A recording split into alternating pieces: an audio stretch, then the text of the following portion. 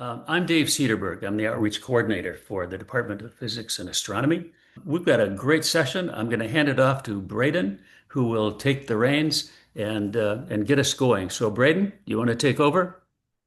This week, we're going to be talking about the upcoming Vera Rubin Observatory. I'm going to share a video to kind of show so recently there was the first light. So the first images were released from the telescope. And today we're going to do an activity where we basically explore them and you get to look at a lot of different galaxies and learn about a lot of the kinds of data that we collect as astronomers.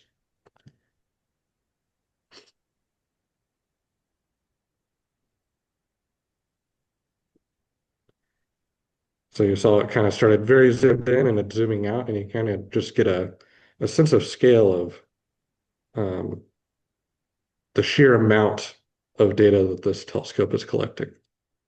And you're going to get to explore it. That image where we are right now. If I were to look up at the sky, I'm interested in maybe how much space that covers. We might say how many degrees. So if I hold up a finger, is that one finger of the sky or three fingers, or how much of the sky is that? The whole image that we're exploring here, that we're zooming in and out of, is 7 degrees long by 3.5 degrees wide.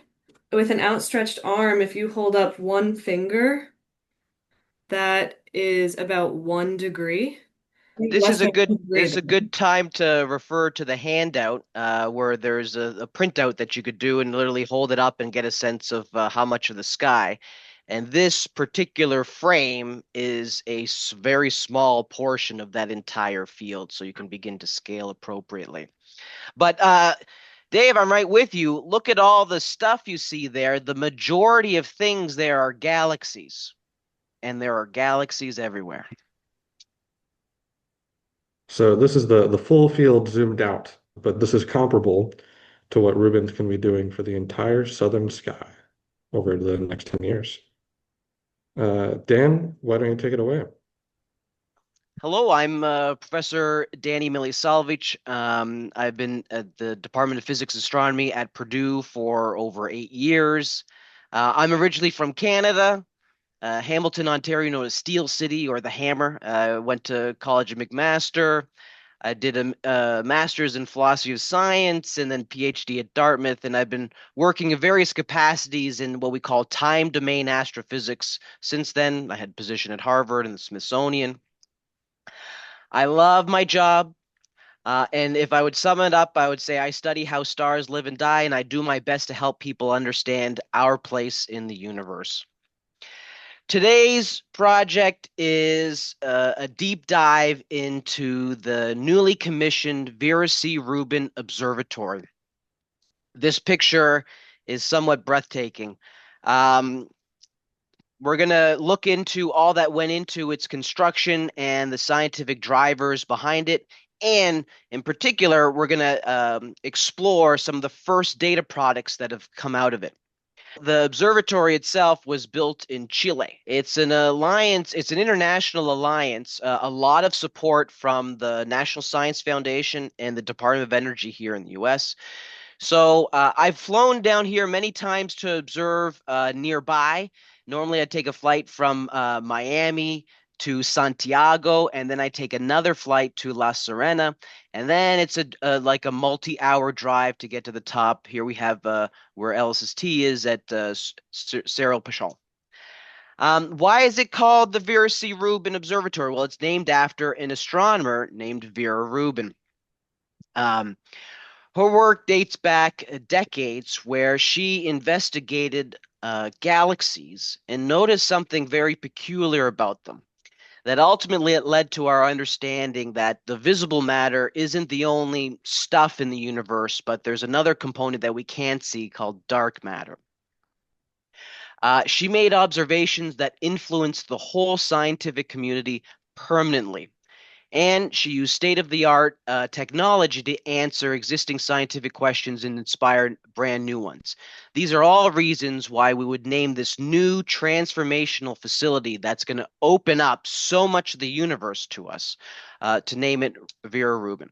So there, earlier is her at a younger age. Later on, part of her work doing observational astrophysics, and then later in life. Here is just a snapshot of what she did.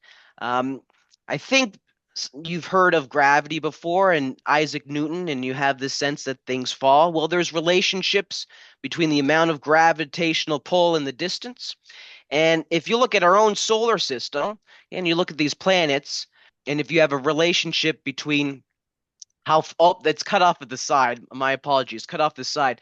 A relationship between how fast they're moving and how far away they are from the sun. Okay. Actually, you can learn more about this through another SMAP mission we did on Kepler's laws. You'll find that there's a relationship that the further out you go from the sun, the slower it's going to move around in orbit in the planets. So she tried to do this with stars around our galaxies. And when we look at galaxies, we see most of the visible stuff near the core, which we would associate with most of the matter. Okay? But what she found is that you go out and it's actually flat. Okay? It doesn't taper off like this. Things don't get slower. So the only way that we can understand this is that there's a lot of matter out there, a lot of stuff that we don't see. And we aren't very clever with names, so we call it dark matter. It's really a puzzle. So today we understand this dark matter as being kind of the invisible scaffolding that holds galaxies together. And on larger scales, there's these filamentary arrangements of the galaxy distributions. There's a lot of people spending a lot of time trying to understand the origins and makeup of it. So this was one of the main drivers of the development of the Vera Rubin Observatory. And I'll tell you, you are very fortunate to be living in a time when this transformational facility is coming online. And today we're going to be exploring some of the first data products. Now, this has taken a long time to conceive and build. I think over 15 years of construction. Here we see an earlier phase. Here we see further along, this is bringing the top portion of the truss that will hold the mirrors. It's an incredibly massive project. Again, one of the most ambitious projects ever conceived and constructed by humans. It's designed to be a very nimble telescope. Here we see it slewing around because unlike some observatories, even like James Webb, which is designed to point in certain locations for a long time and then go to another target, stay there for a while, and drift between various objects. This is a survey telescope. Okay? It's designed to image the entire visible sky again and again and again. So it has to move fast. It goes from one region to another. So not unlike on your phone in a panoramic mode, okay, you can't always get the whole scene in one shot. You have to pan across. So the telescope has to be designed with that functionality. So there are a variety of scientific drivers behind the design and construction of the telescope. These are four of the main pillars. One being the Milky Way structure and formation. How did the Milky Way, our own galaxy, form and evolve? Okay. By surveying the visible sky and including a good portion of the plane of the Milky Way, we'll be able to get a good inventory of what's out there and where it is and how it's moving.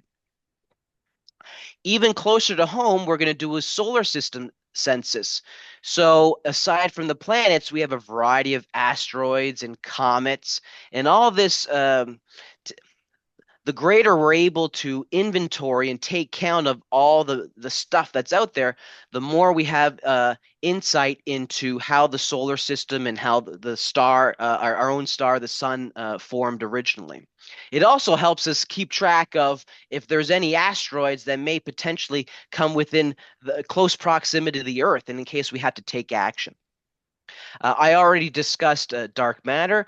Another potential science enabler of Rubin Observatory is looking at dark energy.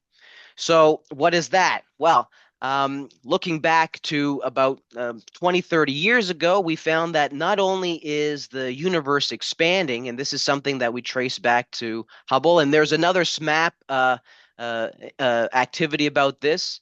Not only is the universe expanding, which is to say, when you look at galaxies further and further away, they appear to be receding from us faster and faster.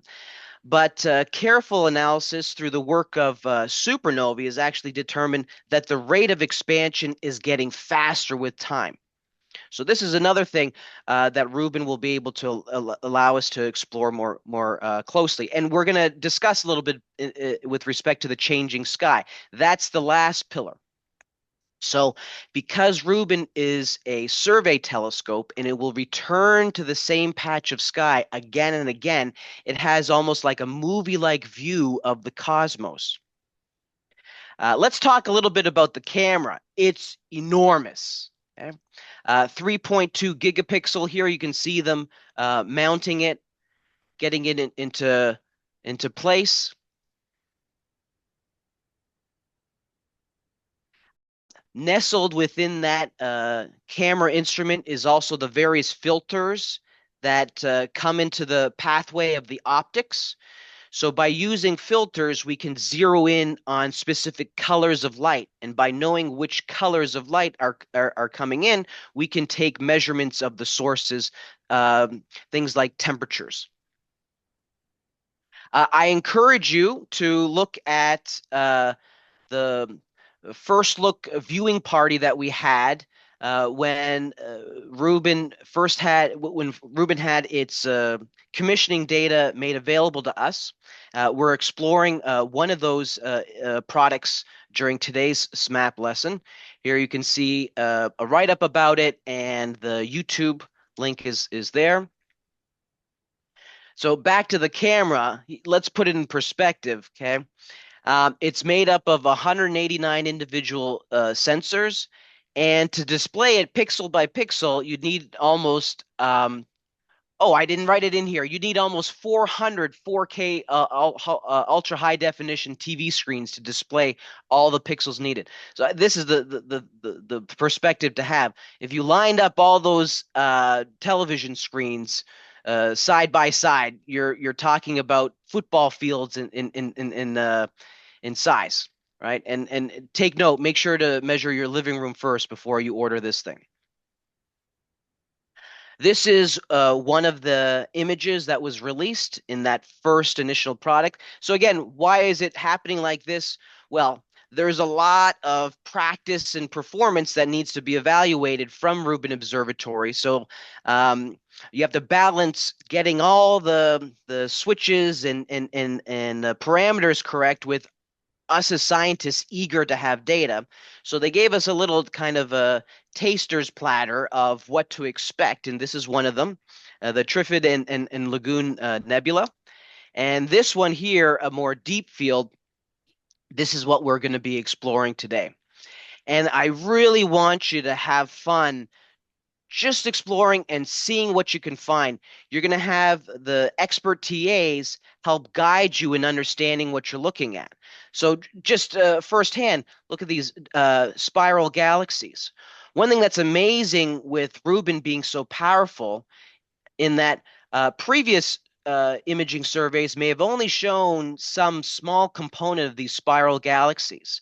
But because Rubin's telescope is so large, it's able to detect much fainter emission at the periphery. This is all new stuff that people haven't been able to see for so much of the sky before.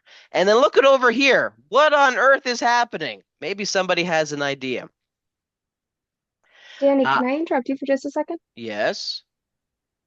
So it's an awesome image. Can you explain what you mean by deep field real quick?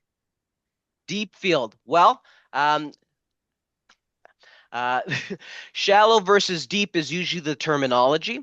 Shallow means you're only going to see the brightest objects or things or sources in any particular direction that you're imaging with your telescope.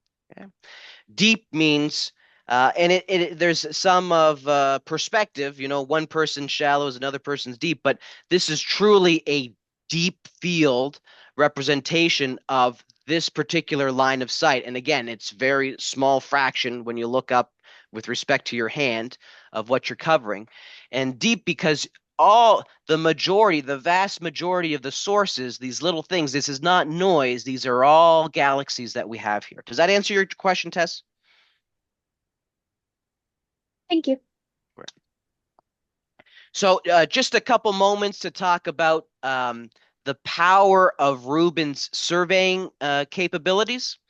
So let me go to the next frame. So it'll take an image of it'll map out the sky and then return to it sometime later with a different filter. And it will repeat this again and again. So every 3 nights, it surveys and then it repeats the process. It goes back to that same sky again in a different filter, which is sensitive to different colors of light, and it repeats again and again and again. Here's another representation. I think this is wild. Look at this is a simulation in real time of how fast it's moving to be able to map out. Anybody recognize what we're looking at there? Say it out loud. Orion. Orion, that's right. So I do cosmic explosions. Another thing I mentioned were asteroids. And here you can see this is actual data from Rubin tracking asteroids as they move through space.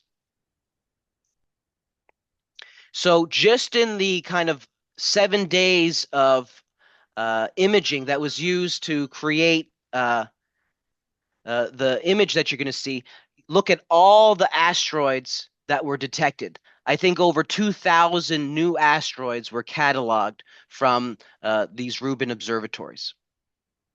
Look at how fast some of them are moving. So one of the major challenges is how do we deal with all this data? How do we, like LSST is anticipated to catalog billions of sources, discover millions of supernovae over 10 years. Here you can see total number of sources, 37 billion. So we're in a sense going to have an information overload. If this is the kind of data rate from astronomy we've had prior to a Rubin Observatory, this is the data rate that we can anticipate moving forward. And there's a lot of activity and interest in having the next generation of astronomers, such as yourselves, help in parsing and analyzing this tremendous data flow. And with that, I will pass it over. Awesome. So real quick, before we go into breakout rooms, I'm going to kind of give just a quick little overview of the big picture of what you guys are going to be doing and exploring the data. So I hope everyone has the worksheet, the PDF that Dave attached in the email. You'll want this pulled up. And these first 2 links are where you're going to have pulled up on your browser. On the first page is just a bit of info about Rubin Science Goal, and if you cut out this view of what we're going to be looking at today, you can see how big it is on the sky.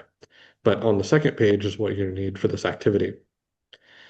So basically what you guys are going to do is kind of like a little cosmic scavenger hunt. You're going to go through the image on the first link, which is here, and you're going to get to explore the entire field, zoom in wherever you want, look at any galaxy you want. And when you right click on it, you'll be given a set of coordinates called RAN DEC. That is basically just how astronomers are able to catalog and know the position of different objects in the sky. And you're going to copy and paste these into the other website that we provided in order to look up different information about it, like how bright it is or its distance.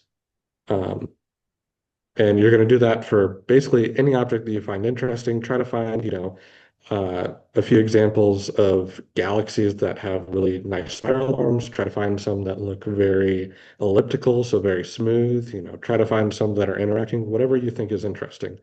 Try to go find them and look them up using those coordinates on this website. You'll be able to look it up here using the search by. And one of the main things that we're going to have you guys do is pay attention down here where it says photo Z. Z is the redshift. And Dan kind of alluded to this earlier, but Z is basically it's a way to measure distance to all these objects. So it was talked about the universe is expanding. Many of you would know that. And for far enough away objects, you're able to actually use this expansion to measure the distance. So on our worksheet, you'll see a conversion between redshift and how far away it is in light years and kilometers. So if I take some random galaxy and I see that its redshift is 0.02, then I would go on this worksheet into the redshift column and look for the closest one to 0.02. In that case, it would be this object. And I can see that it is roughly 3 times 10 to the 8 light years away. So please, if you have any issues with looking up the data, please just ask your TAs to help, or ask any of us, and they will be able to explain what's going on in a lot of depth. Braden, can I ask you a question? Yes. What's Why up? do you call it redshift?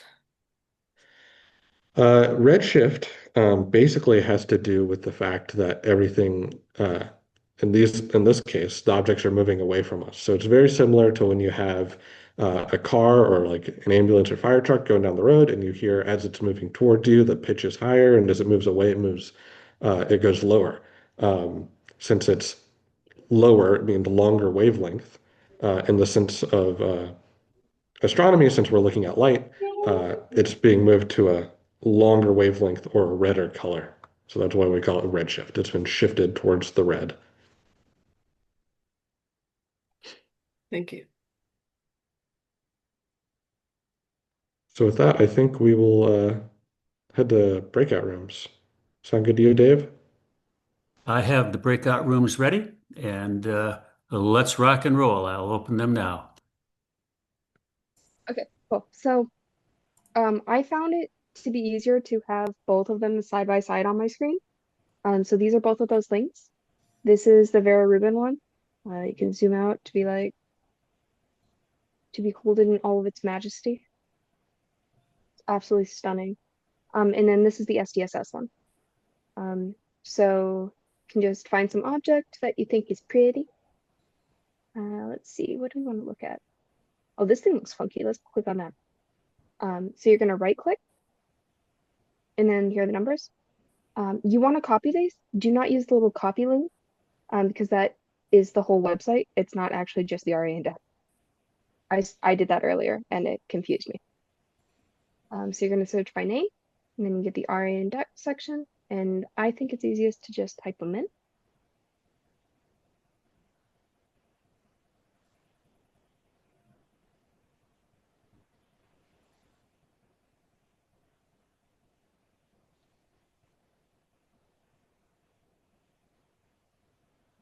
So I found my funky little object, and here it is.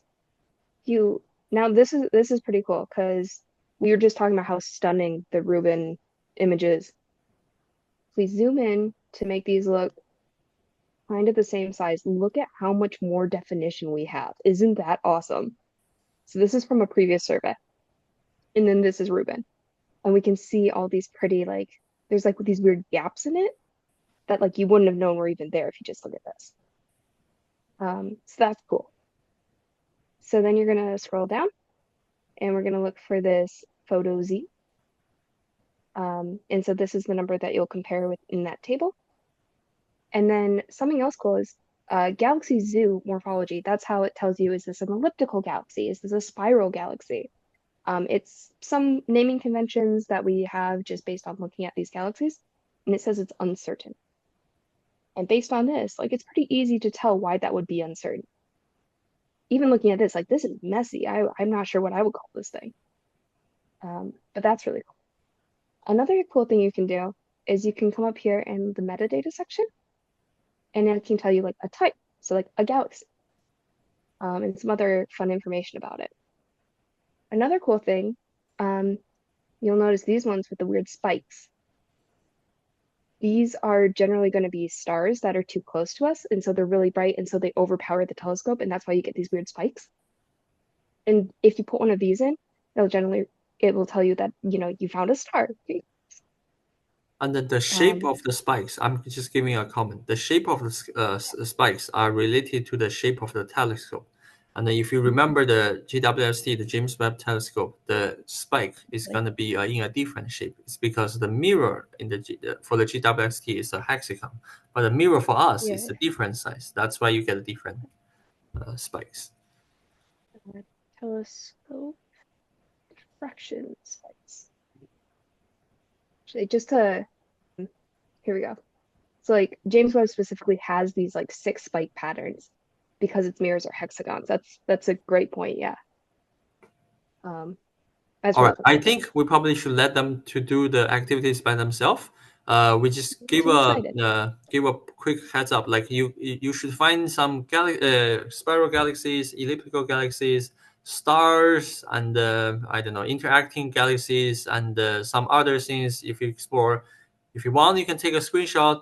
And don't forget, after using the SDSS, which Tess already showed you, there's a number for the redshift, and then if you are confused about what does that redshift means, here 0.05, what's the meaning of 0.05? Go back to the first handout. There's a table down there, and then you can compare to the object in the table to get a sense of feeling how far it is, and how many light years, or maybe how many kilometers. Yes. And if at any point either of these is giving you trouble, let us know and we'll help you out. Please make this interactive. Has anybody found anything yet that they want to share, or the coordinates that they want me to punch in here and find?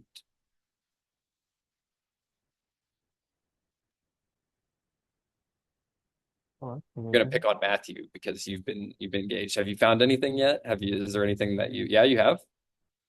Yeah, feel free to unmute. You're more than welcome to talk in here if you would like. If not, then just type it in the chat. That's okay. I found these galaxies are side by side. I thought they looked cool. Cool. So, what coordinates are those at, or is that galaxy or those 2 galaxies at? If it would be easier, you can also just copy and paste it into the chat. That actually might be a little bit easier than me trying to type. Yeah. Okay. I put in between both of them. Oh, okay. So yeah, now we've run into a weird issue where it's between both of them, and then whatever measurement they had completely freaked out because the photometric Z that we have and the error that we have is just ridiculous. Do you want to center on one of them for me? I'm excited to see where this is. Let me see if I can kind of where am I at here? 184. So you're kind of over maybe in this region, a little bit lower, getting closer. 059, so it's probably up in here. Okay, yeah, let me try your new coordinates. Hold up. Excited to see what this looks like.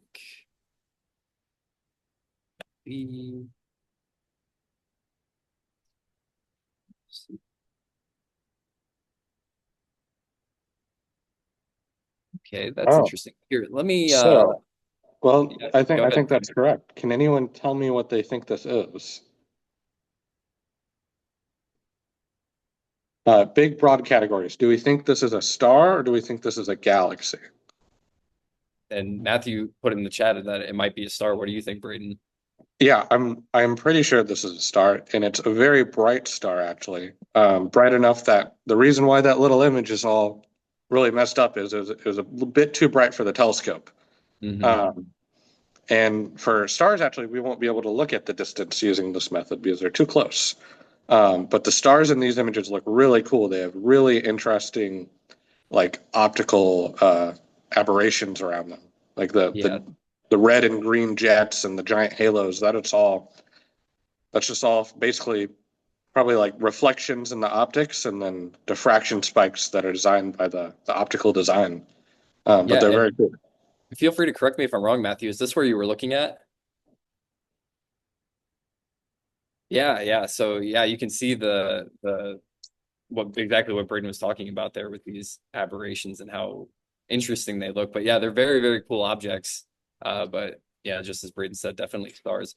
I'm gonna move to Rowan. Rowan, have you found anything that you would like to share? Is there a galaxy that you found that's particularly interesting?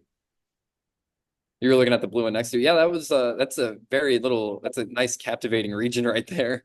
I'll keep going down the line. Noah, have you seen anything that you would any coordinates that you'd like us to go look at and interesting finds along the way? Honestly, the one of the coolest parts about Rubin is that, many people are, it's very cool to look at the very pretty large galaxies, but the majority of them are very small, and yet that's also where a lot of the most interesting science comes out of. And you might just be surprised by the distances you might find to some of those really tiny dots. I got the coordinates that you sent. Let me take a look. It's like three are like kind of close together. Okay. Okay, so we have a Oh, yeah. redshift. Braden, do you want to take it? Yeah, so that redshift is 0.014. Can anyone tell me roughly what distance that is in light years, preferably? Yeah, reference that table. Oh yeah, Three times 10 to the 8th. Yeah, it's around there. Probably slightly smaller, but it's around there. And anyone tell me what kind of galaxy that is?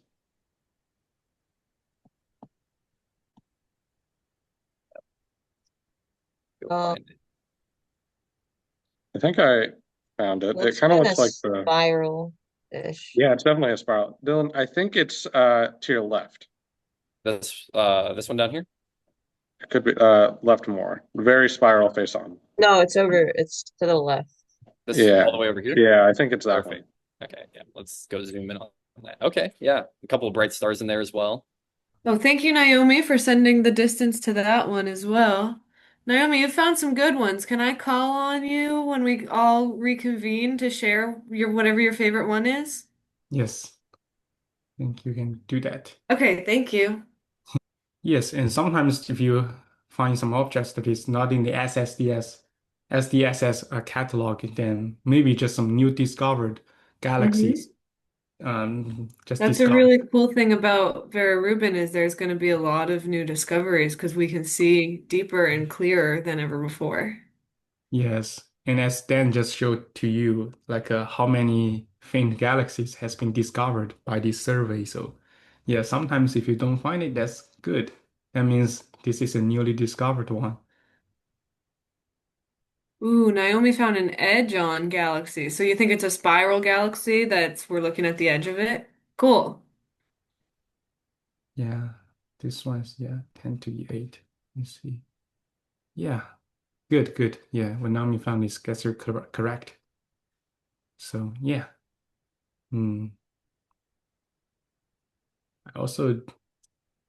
Let's also zoom out a little bit. For this one, it's a very big in spiral galaxy. I And because love we those see ones. Hmm? I love those ones, the face-on spiral galaxies with all Yeah, like the blue stars in them. yeah. Those are This my one, favorite. as you can see all the details of this galaxy. Probably this one is very nearby. So let's do a quick look at it. So if it's nearby, the galaxy redshift should be very low. Let's check whether our making sense or not. Huh. Yeah, this one's 0.035. Okay, it's relatively near. But oh, I think there's some problem about the website sometimes. Yeah, sometimes you have to make sure to click like exactly on the center. Sometimes it could be off a little bit.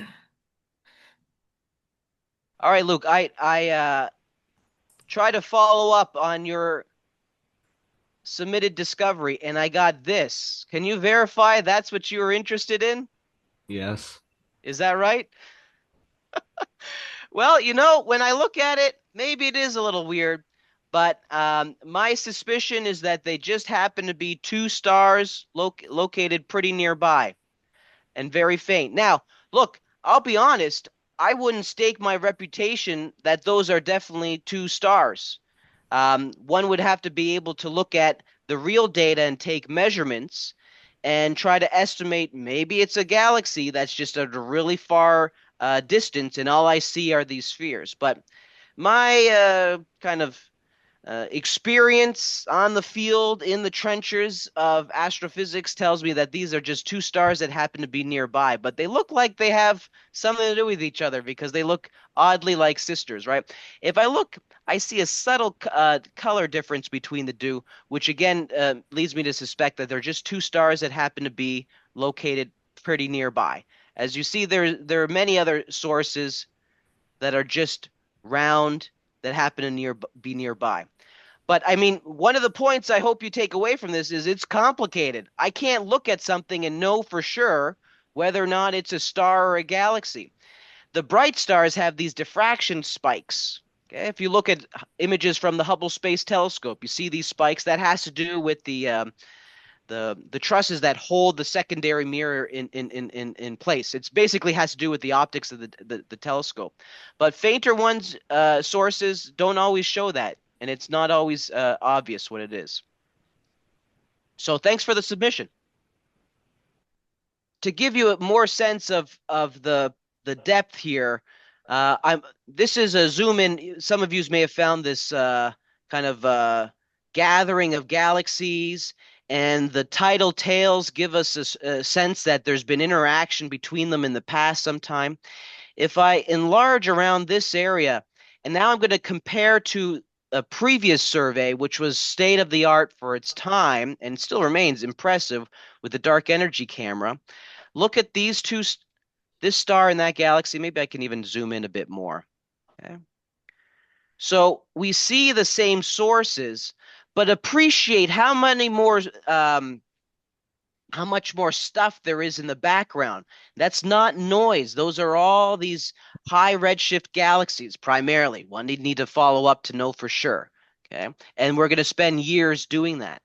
So in any given direction, we're seeing almost half, at least a good chunk of all the galaxies that exist in any line of sight.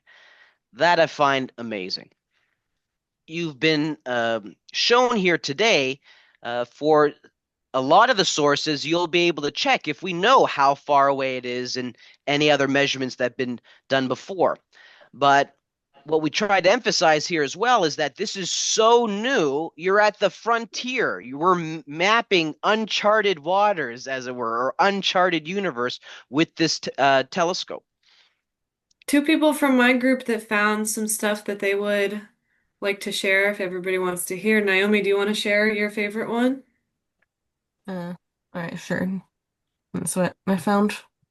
That's what appears to be a John spiral galaxy. It's like probably around 9.4 times 10 to the 8 light years. I'll just paste the coordinates there if anyone wants to look it up. Yeah, do we want to pull that up? Lauren, do you have it pulled up? Did you? Oh, I don't have it pulled up yet, but I can get it real quick here. Yeah, let's take a look at this. I'm intrigued. Lauren, if while you're pulling that up, somebody in my room also found something very cool that I already have pulled up, so I can share that while you're looking yours up if you want. Okay, that sounds good. I forget who shared this, but we found this really cool, like boomerang looking thing. It's very pretty, and then we just kept zooming in to just see how detailed we could find it. And so this is something cool that we found. That's awesome. Did you guys get any estimate of how far away it is? Whoever found this one, if you want to share that in the chat, go for it. I forget. Yeah, I think Matthew brings up a good point. I think we also found it in our breakout room, that same one. Those bright attention-getting galaxies really kind of captivated, I think, a lot of people I think for that one we weren't able to. I don't think it had a measurement, or it was errant, if I remember correctly. Yeah, and that's what Joven brings up there. What is a photo Z of negative 9,999? And then if you've seen the plus or minus has the same thing. But yeah, basically that's just it's a measurement that they weren't able to make. In a lot of cases, and correct me if I'm wrong, anybody, they're usually the center's too bright, or there's some, for whatever reason, they're not able to make the measurement. So the value that they put in isn't a real number. It's not moving towards us incredibly fast. It's just it's an errant measurement. And that's pretty common with these kinds of giant data sets. You know, we're trying to do all of this automated, and there's just a ridiculous number of sources. I want to ask a question for everyone. Did anyone notice anything about the distances at all? Like, why do we have these measurements of redshift? Why don't we just look at the size of the galaxies or of the stars and use that to figure out how far away it is? Yeah, because they vary in size. So, you know, in a lot of cases, it's really difficult to tell. They all kind of look like they're next to each other, but in reality, you know, some of these are like enormous galaxies really far away, or they might be really small galaxies that are really nearby. Same thing with brightness. You know, there might be one that's really bright and close, but or really dim and close, or really bright and far away, and it's really difficult to tell without having these really sophisticated ways to figure out the distance of these objects. Just as a reminder before we end here, if you attend, you know, 4 SMAPs, like Dave said earlier, you can get yourself a T-shirt. So I really hope to see you guys in the coming months. I hope you guys all get your T-shirts. I think that's all I have. Do you have anything, Dave, that you want to say? No, I think we're in pretty good shape. I want to thank everybody for being here, and we look forward to seeing you next month. I have one thing to add here. Sure. Go Make ahead. sure to try cutting out the Vera Rubin picture in the document we gave you. Hold that piece of paper at an arm's length and look at the sky. And that is the size on the sky of this deep field image we've been exploring. So that is your 2 football field wide image, this big on the sky. It's very high resolution. Yeah. Okay, 12:15, it's time we wrap up. Thank you all for being here. We'll see you next time, Saturday morning Astrophysics. Have a great weekend. Bye-bye, everyone. Bye, thank you. Bye. Bye.